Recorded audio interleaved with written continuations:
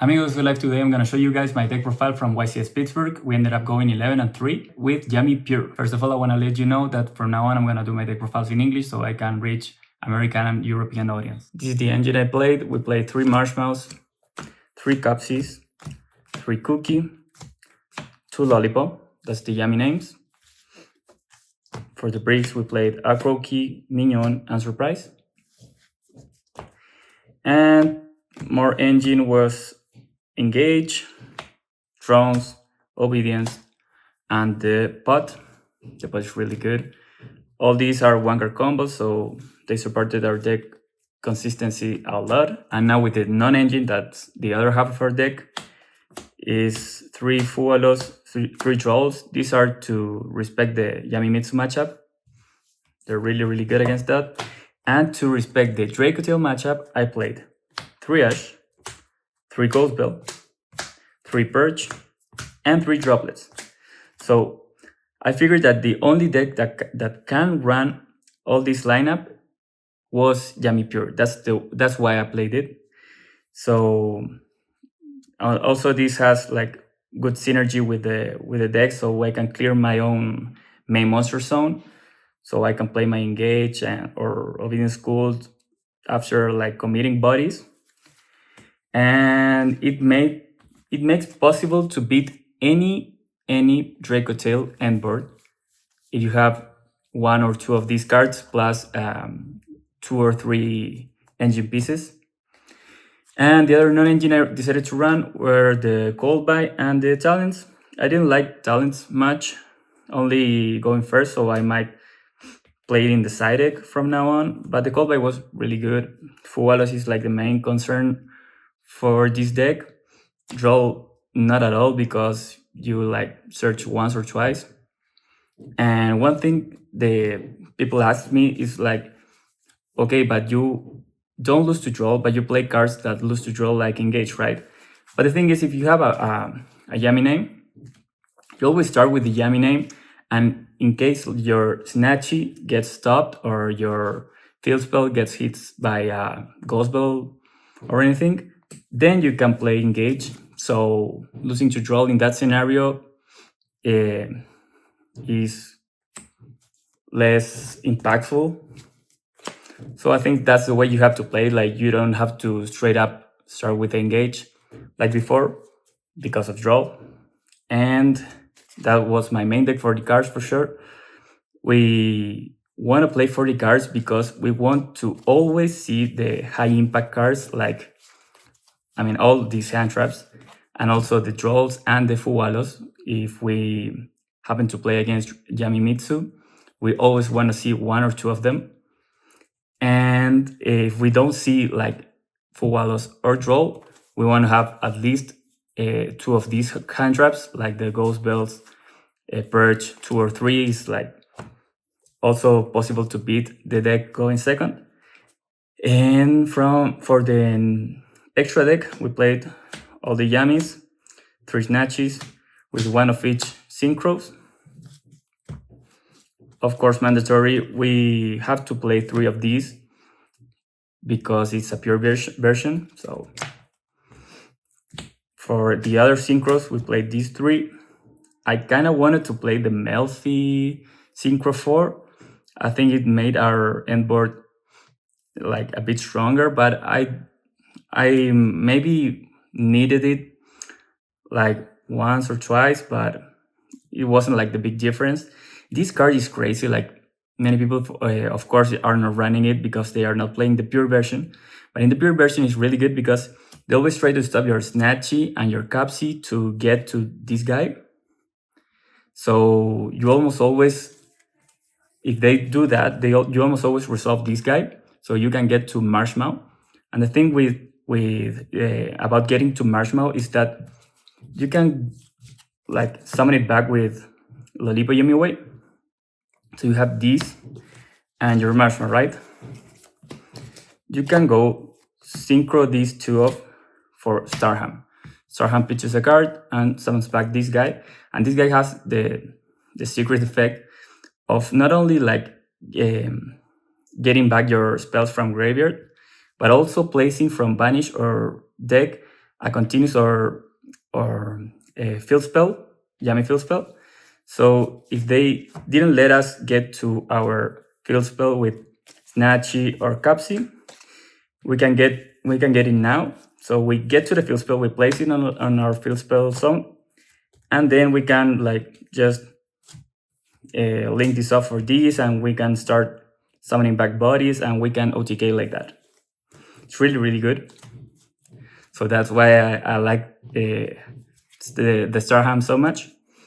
And for the other cards of the extra deck, we played a Link Spider, we played Almirage over Linkuriboh. I kind of missed Linkuriboh, but I don't think it was like a big difference. We played Kagari, of course, for the Sky Striker engine. We played another Sky Striker in Azalea.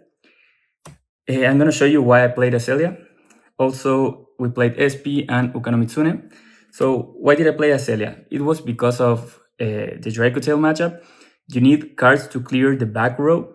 Like either on your turn 1, they're gonna, if they resolve the 5 mana, you need to clear the back row, because it's like one of those cards is like a board breaker against you, so you need to clear them.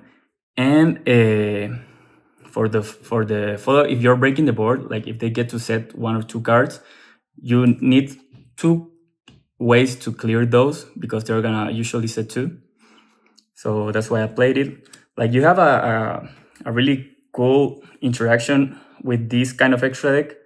Like if they happen to 5 mana you, imagine they 5 mana you, they go for a Thalion, they try to get some follow-up back or pop anything, or I don't know, compulse your guy that your only play. You can droplet your Thalion. So we droplet it. Our Thalion is negated. They do set two cards, for example. So now you have to deal with those cards. We just go for the regular combo with Snatchy. We place our Minion face up. Minion summon back. We generate a lot of bodies. And then we can go for Ukanomitsune. Ukanomitsune is gonna get us back the droplet that we wasted on our Thalion. So we get the droplets back.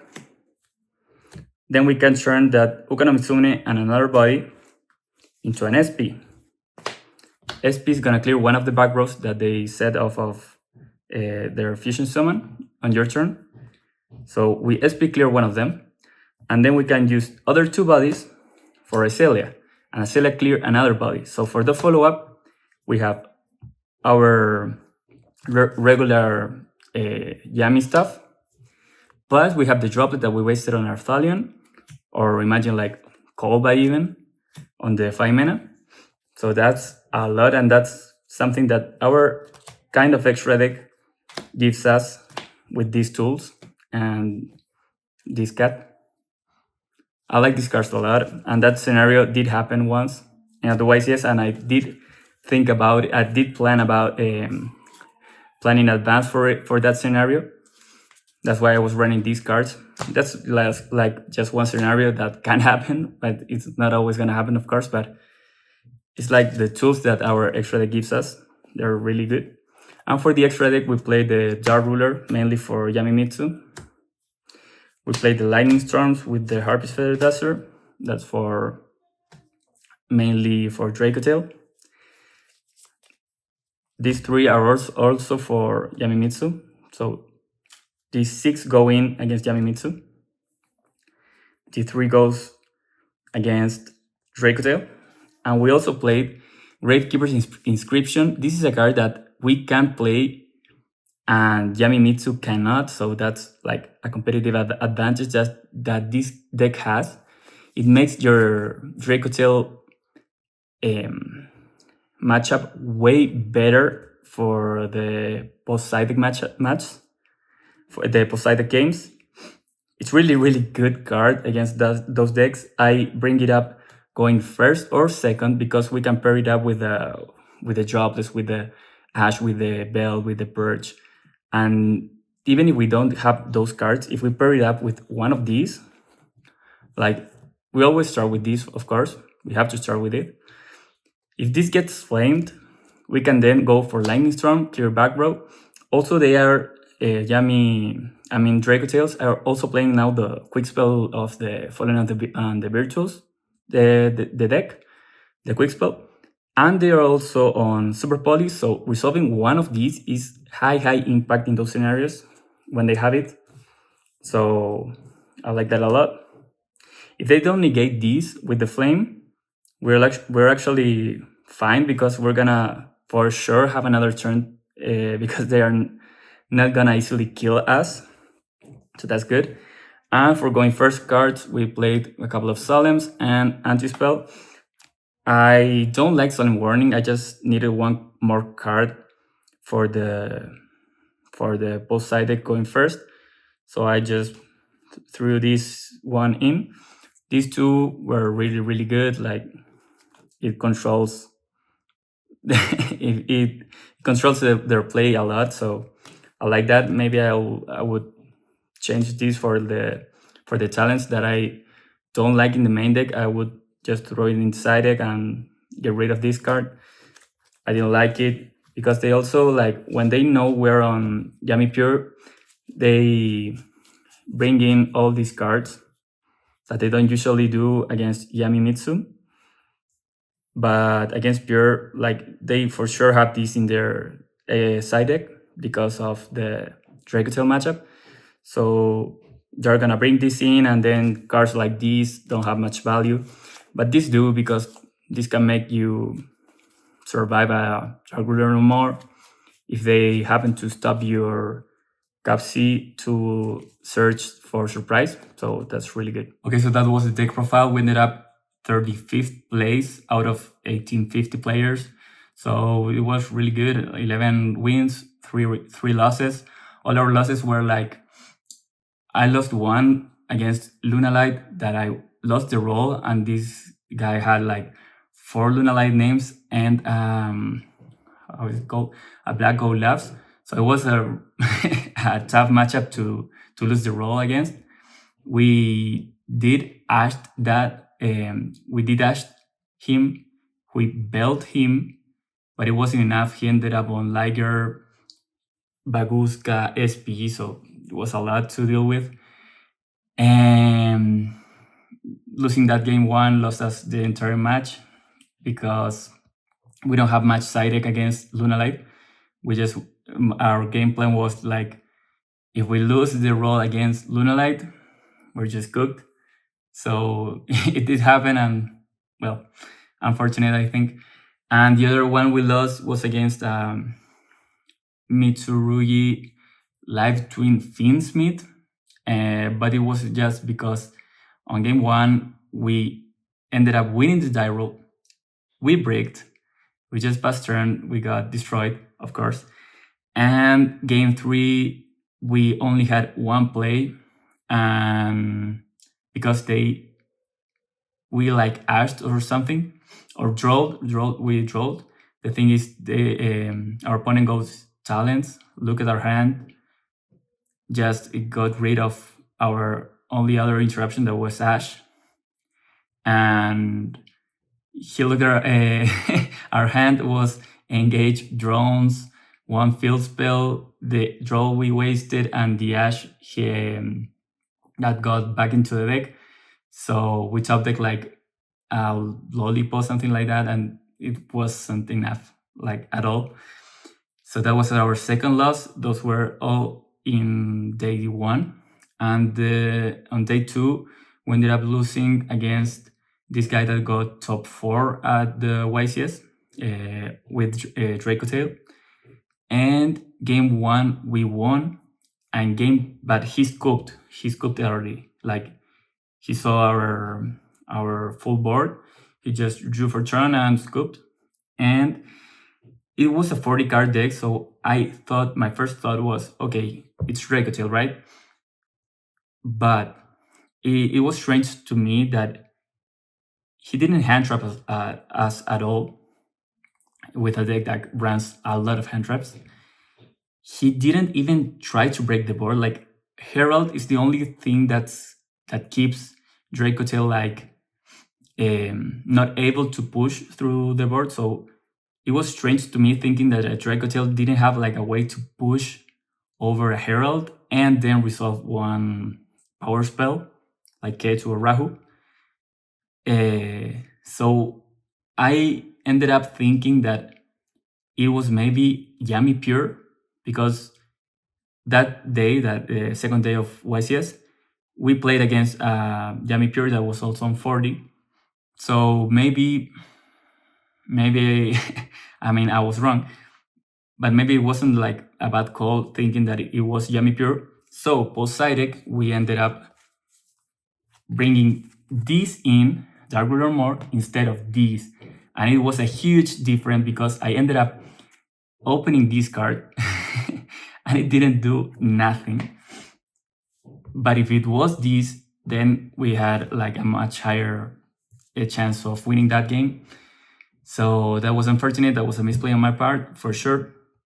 I should have just think that maybe Dracotail just breaked.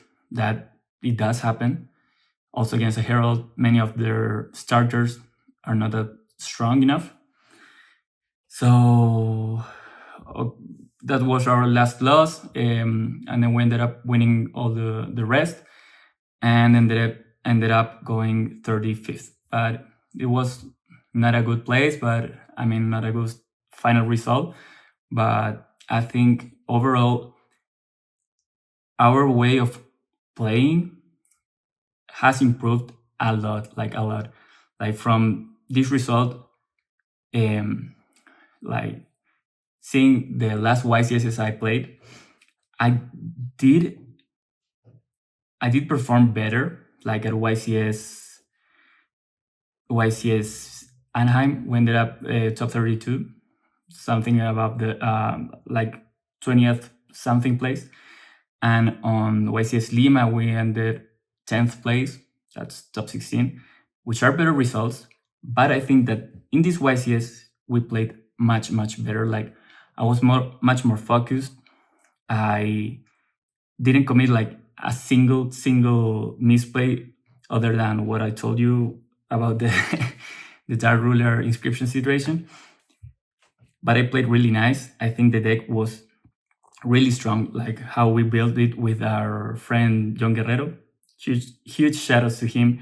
He helped me a lot building this deck and testing in BB high rated. He tested a lot, so he helped me way too much, and I appreciate you, John, for that. Also, he helped me a lot testing against Yamimitsu, that matchup. I think he's one of the best Yamimitsu players there are. So it was really good testing. Thank you. And I tested a lot too against Dracotail with my friend Christian Naranjo from Chile. We tested a lot, and thank you a lot, Christian Dixie. Thank you a lot, man. You helped me. He kicked my ass when I wasn't playing this kind of build. Like when I was playing Solfachord Yummy, I didn't have like the droplets. I didn't have the bells at first. So he just destroyed me many times until I changed my list, and now I feel much better against that deck. In Swiss, we played against 5 Dracotails. We 2-0'd 4 of them, like 2-0'd 4 of them. 2 times we won the roll, 2 times we lost the roll, but still we 2-0'd them 4. Like it's like 8-0 against Dracotail until our last Dracotail opponent, he won 2-1 against us. We we won 1 and lost 2. But it was like a good score overall against Dracotail. And against Yamimitsu, we played against 2. That was very fortunate. But the call was for us, like our call was, it's going to be much more Dracotail than Yamimitsu. That's why we played the deck the way we built it. Because, so last round of day 1, we played against this very, very good player and non-player, Mike Albanese. He was on Yamimitsu. We ended up winning. I think it was 2-0. We resolved the draw. So That's the thing. Like if we do resolve a draw or a full loss game 1, we're pretty much okay into the match, and we ended up winning that one from day 1. And day 2, last round, we also played against a very good opponent, Hisam Jawari, a very good and nice opponent. He was a very nice guy with us, and he also played really, really good. But I think our non-engine lineup was the one that carried us, because the deck, like our engine, wasn't like strong enough against that deck, but it was okay. But it was like a good matchup overall. So we played against 2 YCS champions with Yamimitsu, and we ended up winning those. So I'm not that worried against that matchup if we happen to draw the draws, the fualos. Poseidon, if we establish a good board, a good enough board, I think we're good. So I was just worried against Dracotail.